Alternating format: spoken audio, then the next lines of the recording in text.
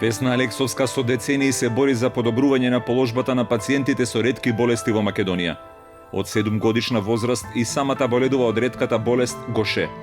Го формирала Сдруженијето Живот со предизвици за да им помага на лицата со ретки болести и нивните семејства. А и пред институциите дома и пред донаторите во странство да се настапува организирано. Нашата идеја не е само да се критикува и да се плаче, туку напротив, уште од почетокот на нашето постоење гледаме освен проблемите да ги даваме и решенијата. Се организирале, го кренале гласот и издејствувале да седнат на маса со властите.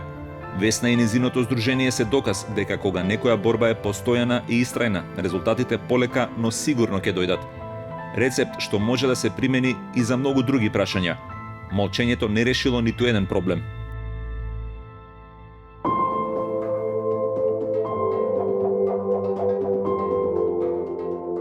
Ова се луѓето што не чекаат решенија, туку ги бараат. Не креваат раце, туку ги засукуваат ракавите. Познати им се и пречките и неуспесите, и тешките услови. Се борат со бирократски лавиринти, недоречени закони, партиски притисоци, приватни интереси. И не се откажуваат. Тие се носители на промени.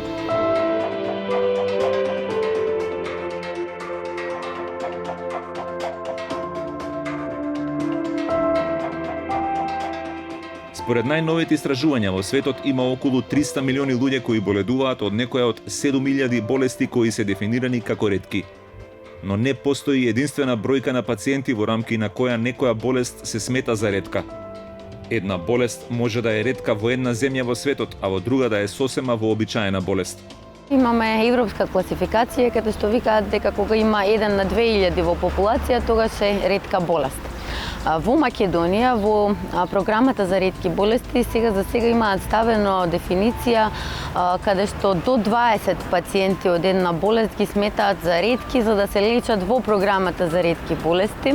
Но во Македонија има и други ретки болести кои се 1 на 2000 според европската класификација, но не се лекуваат во програмата за ретки болести, туку ниту пак се запишани во регистарот на ретки болести, туку се ставени по клиниките и преку клиниките, преку Фондот за здравствено осигурување ги добиваат лековите кои им се потребни, но се уште има недостатоци во однос на терапијата и во однос на тоа како да се регистрираат тие болести, тие пациенти. 21 ако се не е ретка болест. Значи пак е ретка болест и веројатноста е дека пак од програмата ќе му набавуваат лекови затоа што во моментот нема механизам кој би покажал ако станат 21 да се префрлат на листа, позитивна листа на Фонд за здравствено осигурување пример. Системските решенија подразбираат регистар на ретки болести, регулиран увоз на тие лекови, покривање на трошоците, дистрибуција и грижа за пациентите. Не сакаме да зависиме од било кој поединец или министер дали ќе има лекови или не, да бидеме оставени на негова милост и немилост, вели Алексовска. Ако тој реши дека има средства да ги покрива програмите, ќе ги покрива. Ако реши дека нема средства, може да ги намали или може сосем да ги исклучи и да не постои програмата. Токму затоа и бараме законски да бидат решени овие работи, пациентите да си имаат свое место во законот како ретки болести, да бидат дефинирани и да се знае точно какви права има еден пациент со ретка болест. Борбата со институциите не е лесна. Замрсените лавиринти на повеќе министерства треба да се изодат, одговорните да се бркаат по ходници, настани, за да се привлече вниманието на оние кои донесуваат одлуки. Тогаш и јас работев како новинар и буквално го искористив тоа што го имавме како мија настани, да ги гледам каде оди министерот за здравство, министерот за финанси, каде оди премиерот и да одам на тие настани да се појавувам дали како новинар или како гостин буквално, за чисто да стигнам до овие луѓе и да им ја објаснам ситуацијата што се случува со луѓето со ретки болести. После години, упорноста почнува да ги дава првите резултати. Конечно доаѓа до организирана средба со тогашниот министер за здравство. Прв знак, прва мала победа, а потоа го прави Фондот за здравство 2014 година. За прв пат одобри рефундирање на посебна исхрана за пациенти со ретки болести на кои таа посебна исхрана им е потребна, без разлика дали е безглутенска, безпротеинска или без нешто друго. Значи сето тоа беше уште од тогаш започна да се рефундира и беше буквално првиот чекор. Потоа работите почнуваат да се менуваат. Во фондот пристигнуваат повеќе пари.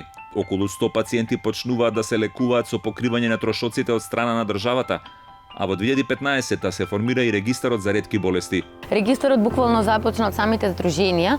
Значи, еве живот со предизвици буквално дадовме листа од 150 луѓе на кои на сите им се јавивме и ги прашавме: извинете, дали може вашите податоци да ги дадеме во Министерство за здравство да бидат во регистарот за ретки болести, за после тоа да може да добиете соодветна терапија и соодветна здравствена услуга и се што ви е потребно. Денес тој регистар стана и електронски од минатата година преку мој термин, што значи дека подобро се контролира колку количина на лекови се троши, кој пациент каков лек прима, колку лек прима, дали му се намалила или зголемила дозата, кој лекар го води. На Весна Алексовска е диагностицирана ретката болест Гоше уште на 7 годишна возраст. Проценката на докторите била дека ја останува уште една година живот. Весна и незиното семејство од тогаш наваму пензионирале многу доктори на клиниката. Борбата со времето и болеста била долга и тешка и на финансиски и на психолошки план.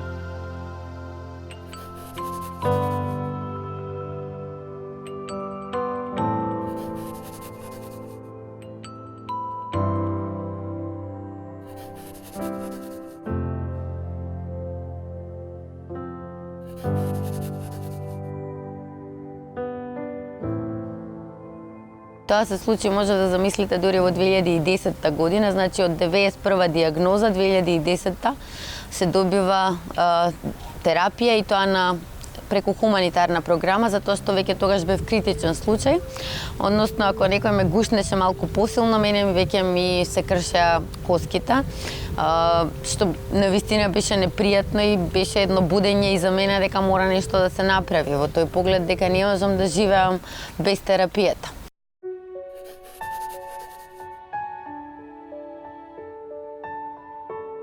Денес јас немам симптоми на болеста, значи сите се нормализирани, работи што беа влошени.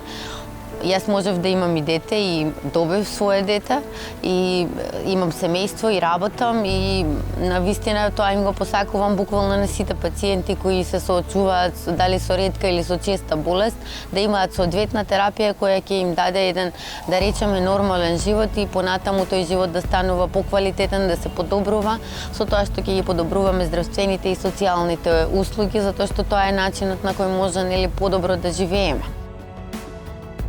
За да им помогне и на други пациенти, во 2009 година го формира Сдруженијето Живот со предизвици. На 29 февруари, Светскиот ден на ретките болести, ја прават првата пресконференција. Истата година прв пат е направена програма за ретки болести, само со една болест од која боледуваат 3 деца. Но досега работите се драстично сменети, на подобро. Најмногу благодарени на нивниот ангажман и на сличните здруженија обединети во Алијансата за ретки болести. За 10 години ние веќе имаме 90 различни болести, имаме над 300 луѓе, пациенти со ретки болести, за дел од нив постојат лекови, за дел од нив не постојат лекови во светот, но секогаш треба да се најде начин да им се помогне на луѓето за да може да имаат подобар и поквалитетен живот во општеството во кое живееме моментално.